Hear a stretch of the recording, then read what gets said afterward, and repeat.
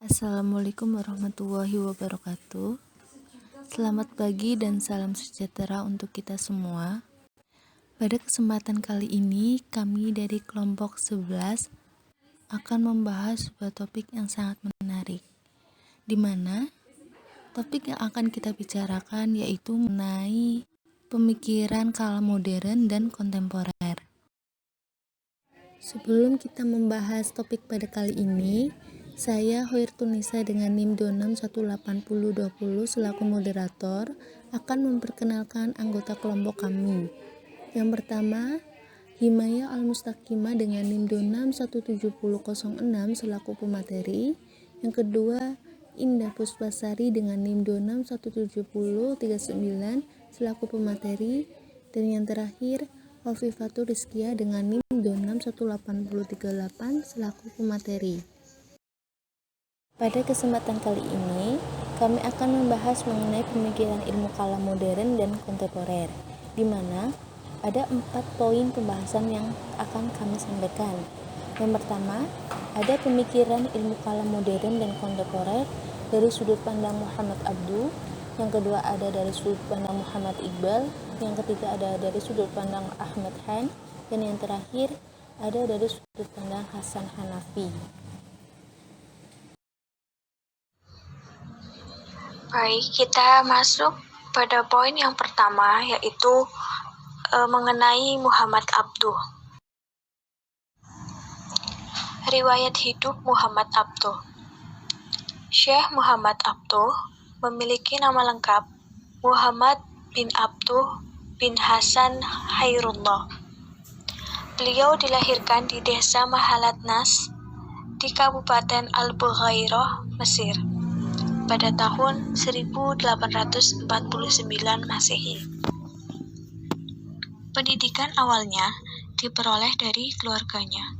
Kemudian pada tahun 1862 dia melanjutkan studinya di Al-Azhar dan selesai pada tahun 1877 dengan mendapat gelar alim.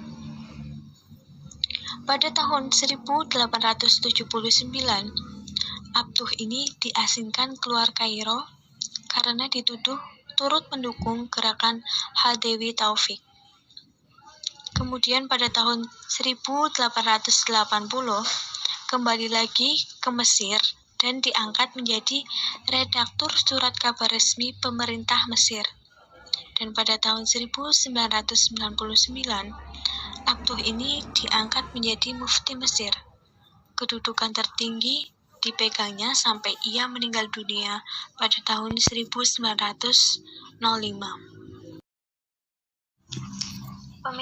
Pemikiran kalam Muhammad Abduh.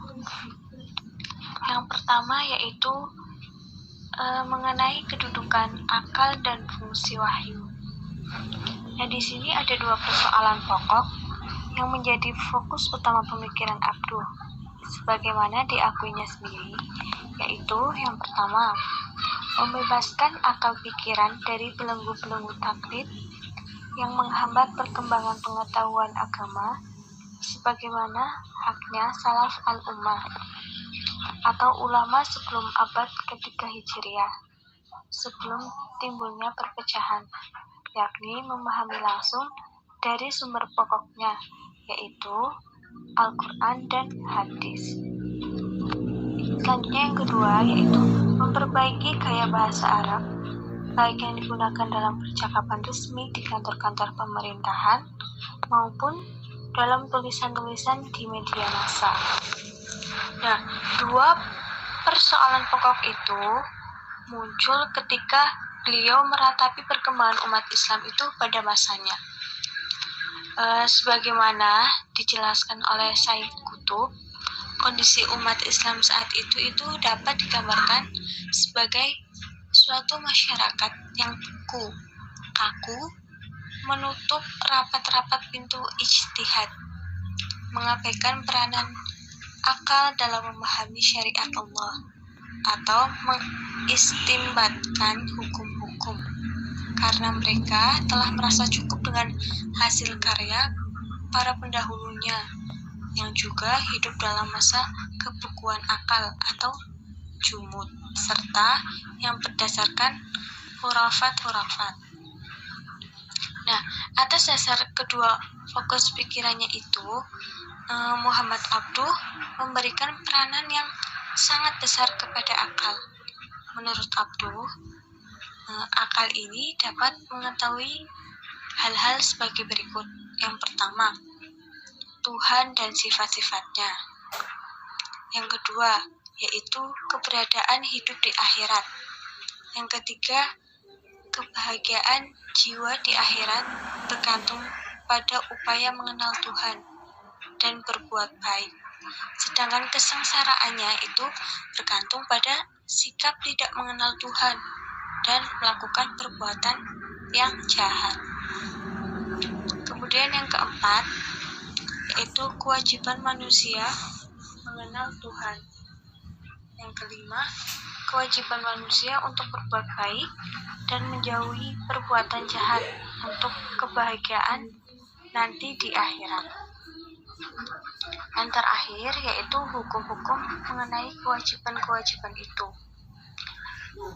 Nah, Abduh ini berpendapat bahwa antara akal dan wahyu itu tidak ada pertentangan. Keduanya itu dapat disesuaikan. Kalau antara wahyu dan akal bertentangan, maka di sini ada kedua kemungkinan lagi, yaitu yang pertama, wahyu sudah diubah sehingga sudah tidak sesuai dengan akal. Kemudian, yang kedua yaitu kesalahan dalam menggunakan penalarannya. Nah, pemikiran semacam ini itu sangat dibutuhkan untuk menjelaskan bahwa Islam adalah agama yang umatnya itu bebas berpikir secara rasional, sehingga mendapatkan ilmu pengetahuan dan teori-teori ilmiah untuk kepentingan hidupnya, sebagaimana yang telah dimiliki oleh bangsa Barat saat itu, di mana ilmu pengetahuan mereka menjadi kreatif, dinamis dalam hidupnya. Dengan memperhatikan pandangan Muhammad Abduh tentang peranan akal tadi, itu dapat diketahui pula sebagaimana fungsi wahyu baginya, yaitu baginya wahyu merupakan penolong atau al-mu'in. Nah, kata ini itu dipergunakan untuk menjelaskan fungsi wahyu bagi akal manusia. Nah, wahyu ini katanya menolong akal untuk mengetahui sifat dan keadaan kehidupan alam akhirat, mengatur kehidupan masyarakat atas dasar prinsip-prinsip umum yang dibawanya. Kemudian menyempurnakan pengetahuan akal tentang Tuhan dan sifat-sifatnya, dan mengetahui bagaimana cara beribadah serta berterima kasih kepada Tuhan.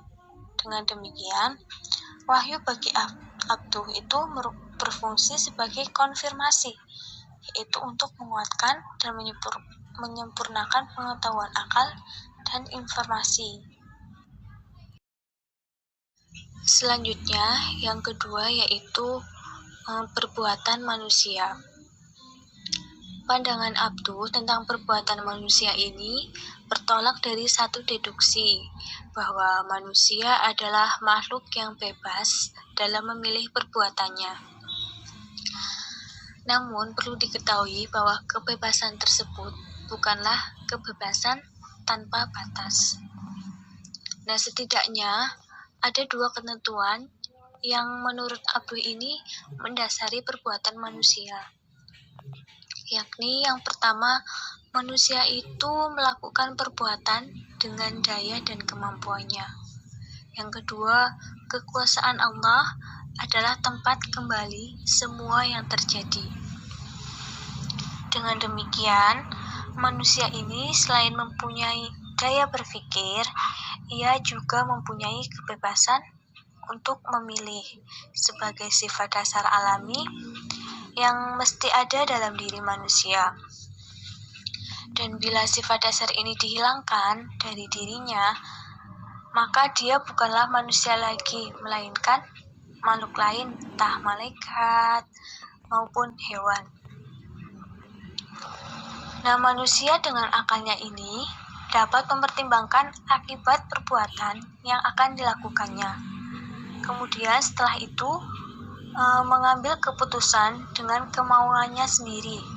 Dan selanjutnya kemauan ini akan diwujudkan dengan perbuatan itu dengan daya yang ada dalam dirinya. Jadi terkadang ada sesuatu hal yang dapat menimpa manusia itu di luar dugaan dan manusia itu tidak mampu mengendalikannya. Maka itulah bukti bahwa manusia itu mempunyai keterbatasan dan hanya Allah lah yang maha sempurna. Next, pemikiran Muhammad Abduh yang ketiga yaitu melihat Tuhan. Orang yang percaya pada tanzih atau keyakinan bahwa tidak ada satupun dari makhluk yang menyerupai Tuhan, itu sepakat menyatakan bahwa Tuhan itu tidak dapat digambarkan ataupun dijelaskan dengan kata-kata. Nah, kesanggupan melihat Tuhan itu hanya dianugerahkan kepada orang-orang tertentu saja nanti di akhirat. Kemudian pemikiran Muhammad Abduh yang keempat yaitu mengenai sifat-sifat Tuhan. Sifat termasuk esensi Tuhan dan manusia ini tidak mampu untuk mengetahuinya. Jadi sifat-sifat yang ada pada zatnya Allah ini tidak semua manusia itu bisa mendalaminya keseluruhan. Pemikiran Muhammad Abduh yang selanjutnya yaitu poin kelima, kehendak mutlak Tuhan. Tuhan telah membatasi kehendak mutlaknya dengan memberi kebebasan dan kesanggupan kepada manusia. Nah, kebebasan dan kesanggupan kepada manusia ini berguna dalam mewujudkan perbuatan-perbuatannya. Kemudian poin yang keenam yaitu keadilan Tuhan. Mengenai tentang keadilan Tuhan, Abduh memandang tidak hanya dari kesempurnaannya saja, tetapi juga dari pemikiran rasional manusia. Nah, karena memberikan daya besar kepada akal dan kebebasan manusia, Abduh mempunyai kecenderungan untuk memahami dan meninjau alam ini bukan hanya dari segi kehendak mutlak Tuhan, tetapi juga dari segi pandangan dan kepentingan manusianya. Ia berpendapat bahwa alam ini itu diciptakan untuk kepentingan manusia dan tidak satu pun ciptaan Tuhan yang tidak membawa manfaat bagi manusia. Pemikiran Muhammad Abduh yang terakhir, yaitu yang ketujuh, mengenai pendidikan. Menurut Muhammad Abduh, tujuan pendidikan adalah selain untuk mendidik akal, juga untuk mendidik jiwa, serta menyampaikannya pada batas-batas kemungkinan seseorang itu dalam mencapai kebahagiaan, baik kebahagiaan dunia maupun kebahagiaan nanti di akhirat. Selanjutnya untuk poin B akan dijelaskan oleh saya sendiri. Sebelumnya perkenalkan, nama saya Indah Puspasari, NIM 2617039. Untuk poin B mengenai Muhammad Iqbal. Yang pertama, riwayat hidup Muhammad Iqbal. Muhammad Iqbal lahir di Sialkot tahun 1876. Ia meninggal dunia di Lahore 21 April 1938. Iqbal menerima pendidikan awalnya di sebuah madrasah atau maktab dan kemudian di Scottish Mission School. Dalam waktu kecilnya, ia mendapat pengaruh dari Syed Mir Hasan yang mengerti bakat yang besar dari Iqbal dan selalu memberinya semangat dalam setiap kemungkinan. Selanjutnya, Iqbal masuk Government College di Lahore, di mana ia bertemu dengan Thomas Arnold, yang sangat mempengaruhi pribadinya. Iqbal lulus pada tahun 1897 dan memperoleh beasiswa dan medali emas karena baiknya bahasa Inggris dan Arabnya. Ia akhirnya memperoleh gelar MA dalam bidang filsafat pada tahun 1899. Pada tahun 1908, Iqbal, seorang doktor lulusan dari Universitas Munich, Jerman, ini kembali ke Lahore. Ia bekerja sebagai pengacara dan menjadi dosen filsafat. Kemudian ia memasuki bidang politik dan di tahun 1930 dipilih menjadi Presiden Liga Muslimin. Selanjutnya ada pemikiran-pemikiran Muhammad Iqbal. Yang pertama ada hakikat teologi. Muhammad Iqbal melihat teologi sebagai ilmu yang berdimensi kepada keimanan dan berdasarkan esensi tauhid. Untuk pemikiran yang kedua ada pembuktian Tuhan. Muhammad Iqbal menolak argumen teleologis yang berusaha membuktikan eksistensi Tuhan yang mengatur ciptaannya dari sebelah luar, tetapi menerima landasan teleologis yang menafsirkan Tuhan yang imanen atau tetap ada bagi alam. Untuk pemikiran yang ketiga ada jati diri manusia. Muhammad Iqbal mengatakan bahwa manusia itu dinamis sebagaimana kehidupan dunia. Kemudian pemikiran yang keempat, dosa. Muhammad Iqbal secara tegas menyatakan dalam seluruh kuliahnya bahwa Al-Quran menampilkan ajaran tentang kebebasan ego manusia yang bersifat kreatif.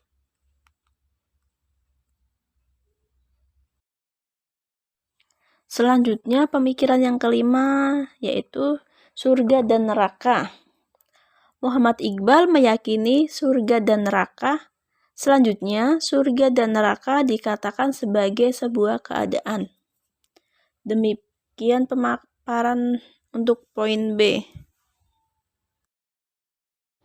Untuk pembahasan selanjutnya yaitu pemikiran kalam menurut Hasan Hanafi.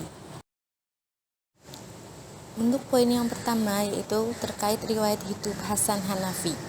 Hanafi dilahirkan pada 13 Februari 1905 di Kairo, berasal dari keluarga musisi. Pendidikannya diawali pada tahun 1948 dengan menamatkan pendidikan tingkat dasar dan melanjutkan studi di Madrasah Sanawiyah Khalid Akko, Kairo yang diselenggarakan selama 4 tahun.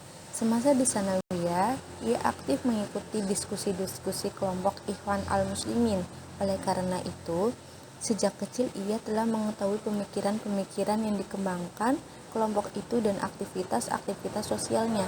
Hanafi tertarik untuk mempelajari pemikiran Sayyid Qutb tentang keadilan sosial dalam Islam. Sejak saat itu, ia berkonsentrasi untuk mempelajari pemikiran agama, revolusi, dan perubahan sosial. Dari sekitar banyak tulisan karya Hanafi, Ciri Islam atau Al-Yasar al-Islami merupakan salah satu puncak sublimasi pemikirannya semenjak revolusi 1952. Ciri Islam, meskipun baru memuat tema-tema pokok dari proyek besar Hanafi, tetapi telah memformulasikan satu kecenderungan pemikiran yang ideal tentang sumbangan agama bagi kesetaraan manusia. Untuk poin yang kedua yaitu pemikiran-pemikiran Hasan Hanafi. Yang pertama, zat Tuhan. Menurut Hanafi, konsep atau nas tentang zat dan sifat-sifat Tuhan tidak merujuk kepada kemahaan dan kesucian.